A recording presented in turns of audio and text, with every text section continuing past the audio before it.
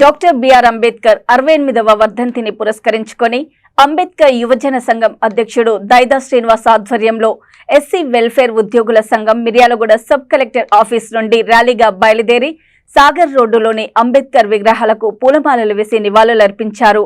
MRPS జాతీయ నాయకులు దైదా సత్యం మాట్లాడుతూ ప్రముఖ భారతీయ న్యాయవాది, ఆర్థిక శాస్త్రవేత్త, రాజకీయ నేత, సంఘ సంస్కర్త డాక్టర్ బిఆర్ అంబేద్కర్ అంటరానితనం, కుల నిర్మూలన కోసం ఎంతో కృషి చేశాడని అన్నారు. అతను స్వాతంత్ర భారతదేశపు మొట్టమొదటి కేంద్ర న్యాయశాఖ మంత్రిగా పనిచేశారని కొనియాడారు.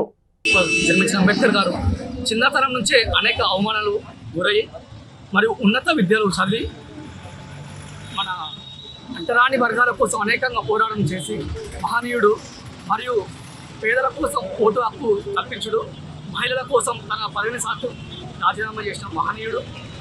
ఈరోజు ప్రపంచంలో కూడా ఒక గొప్ప వ్యక్తిగా ఎదిగినట్టే డాక్టర్ బిఆర్ అంబేద్కర్ గారు ఒక భారతీయుడు కావడం చాలా గొప్ప విషయం.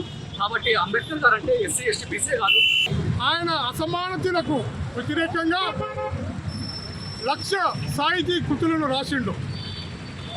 దానికి మన ఐక్యరాజ్య సమితి కూడా గుర్తించి అసమానతలపై అలుపెరగని పోరాటం చేస్తూ నిశ్చయం పట్ల వ్యవస్థపై యుద్ధం చేసినటువంటి ఆ మహానుభావుని గుర్తించి ఐక్యరాజ్య సమితి ఆయనని ప్రపంచ మేధావిగా గుర్తించి ఆయన జన్మదినాన్ని కూడా ఈ ప్రపంచ జ్ఞాన దినోత్సవంగా ప్రకటించినందుకు సందర్భంగా అందరికీ కూడా ధన్యవాదాలు తెలియజేస్తున్నాం. అయితే ఆయన కార్మిక శాఖ మంత్రిగా, న్యాయశాఖ మంత్రిగా ఉండి మహిళలకు ఆస్తి హక్కు, కార్మికులకు కనీస వేతన చట్టం, పని దినాలు ఇవన్నీ కూడా ఆయన పుణ్యమైన విషయాన్ని చాలామందికి తెలియదు. సందర్భంగా మనం గుర్తు చేసుకోవాల్సినటువంటి అవసరం ఉంది. అయితే ఆయన జీవితాంతం కూడా అడుగు బలహీన వర్గాలకే కాకుండా ప్రపంచంలో ఉన్న దేశంలో ఉన్న ప్రజలందరికీ సేవ చేసిండు. ఆయన వచ్చినటువంటి వాళ్ళందరూ కూడా అంబేద్కర్ భావజాలాలు కలిగినటువంటి వారే. మరి మేధావులు, వక్తలు, విద్యావంతులు అందరూ కూడా ఉన్నారు.